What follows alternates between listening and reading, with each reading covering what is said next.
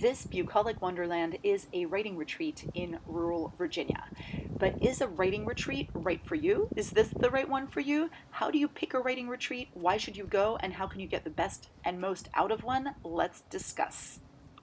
Hello, writers. I am Karena from Spalmorum. Today, as you may be able to tell, I'm in a little bit different environment. I'm actually checking out a possible location for a future writing retreat. So I thought I would take this opportunity to talk to you guys about writing retreats and whether you should do one, whether it's right for you, what to think about when you're planning a possible writing retreat, and how to get the absolute most out of one. So let's get started. I always talk about the three pillars of writing success, and those are inspiration, motivation, and information. And all three of those you're going to get in spades from a writing retreat, if it's the right one. So in terms of inspiration, obviously you're going to a new place, you're meeting new people, you're going to be in an environment that's really conducive to feeding your muse, basically, if you want to be a little bit cheesy about it. So you're going to have the opportunity to really dream and get inspired, be in nature probably. And those are all really, really great things in terms of inspiration. In terms of motivation, you're going to be given the permission to devote 100% of your time to your craft, your writing, and your productivity. You're going to be creating new writing habits that hopefully will last through and that you'll carry back home with you from the writing retreat that you can use to really get a lot more done with your writing in the future. Wow, look at this wisteria. This is the outdoor eating area. Beautiful view, incredible. And there is even a fire pit over here to gather around. So it's just a really nice space. And in the summer, the outside furniture comes out so you can enjoy the view to the max. You're also going to have fellow attendees who are going to be very motivating to you. You're going to see them working. You can have some friendly competition, and you will have an instructor who hopefully will also motivate you to do your best work. In terms of information, that instructor should be providing answers to any questions that you might have, practice, critique, feedback.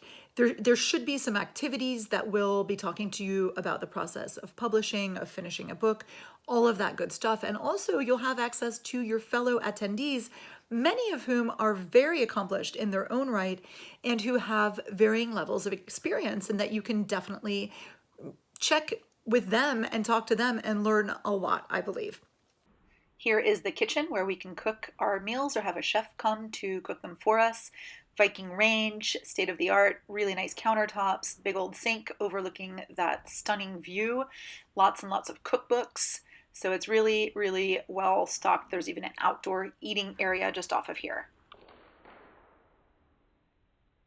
So what should you look for in a writing retreat? That really depends. What are you looking for? Do you want something that is a getaway into a cabin by the lake in the woods where you're going to be completely quiet and just focusing on writing 100% of the time? Or do you want something a little bit more social, a little bit more luxurious, a chef and yoga classes and spirit healer and nature hikes and a lot of instruction by VIP famous celebrity instructors? That's a really important thing. This is kind of the dining area, but also a communal table for people to write at. As you can see, here's a laptop here. You can sit around and critique. Here is a super comfy seating area, beautiful Persian rug and comfy long couches. We can probably fit about 8 to 10 people at this retreat. And of course, there's that view that is super inspiring, and my favorite, a fireplace. Speaking of the instructor, this is really a central figure to your whole writing retreat experience. You want to make sure that your instructor is on the same page as you in terms of the expectations. So you should probably speak to them on the phone or by Skype, even better, so that you see if their energy kind of matches yours and if they have the background that you're seeking. Some people are going to say, oh, I want a best-selling author to be my retreat instructor, whereas others are like, I don't care if they're a best-selling author, but I want them to be a really good teacher and instructor, or I want them to have a good vibe or life experience. It doesn't matter. It's what you want, but make sure that they have it. In terms of how long your writing retreat is, The longer the better. A lot of people will do one weekend because they can't spare any more time, and I get that. It's really hard to get away, but no matter where you go, I would say a week is definitely better, but 3 days is better than nothing. Keep in mind that there is travel time involved. So even though Bali or some island off of Italy sound like a fantastic idea, getting there and getting back home are going to suck a lot of the time and energy out of your retreat. If you're completely jet lagged half the time you're there, you're not going to be doing your best writing. So that's something to think about. So here is another one of the seating areas. This is the music room where you can be alone if you need inspiration, if you just want to hang out and chill out on this awesome exotic daybed. You can pretend you're far, far away, even though you're, close to your computer at all times. And there's even a piano here for songwriting or for whatever you want. It's really cute. Make sure that before you go to your writing retreat that you have eliminated any blocks that you have. So going to a writing retreat is not going to magically fix your writer's block. It's better that you eliminate that before you go so that you can actually be productive. And shameless self-promotion here, I have a book coming out about changing your mindset and adopting new mindsets to fully eradicate writer's block, and that can be really helpful to you before you go. I also mentioned energy levels, and you want to be rested and focused before you go, so do yourself a favor and kind of get everything out of the way that might possibly distract you when you're on your writing retreat so that you can fully unplug when you're there. And then when you come back from your writing retreat, try to keep working on yourself, those good habits that you developed while you were away. Keep perpetuating those. Try to keep on with your writing habit, your writing schedule, if at all possible. Keep in touch with your, other writing retreat participants because they'll be a great community for you, a great help.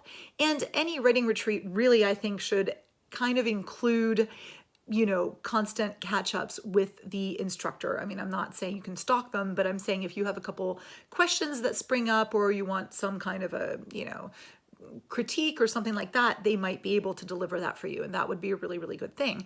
And you can keep this retreat in your heart when you're blocked or feeling frustrated. You can think back to that moment where you allowed yourself to really 100% focus on your writing and all of the benefits that brought you. So here is my favorite seating area. This is the library den. It's got this awesome leather club chairs and sofas. Lots of seating. There's even a window seat over here, which is awesome. You can see the view in 1 second. More books for inspiration, and of course the all-important fireplace for fires all year round. And here I'm going to show you guys the view again because I can't get enough of it. It's awesome. So that's it, you guys. I will see you next week. And in the meantime, I'll keep exploring this space. I'll show you some more footage of what is here. And we will talk later. In the meantime, get back to writing. Here's another one of those awesome details. This is a pass-through bar between the den and the living room. Well stocked. It'll completely lubricate you and awaken your creativity. It's pretty cool. Wait a second. Did you say no Wi-Fi?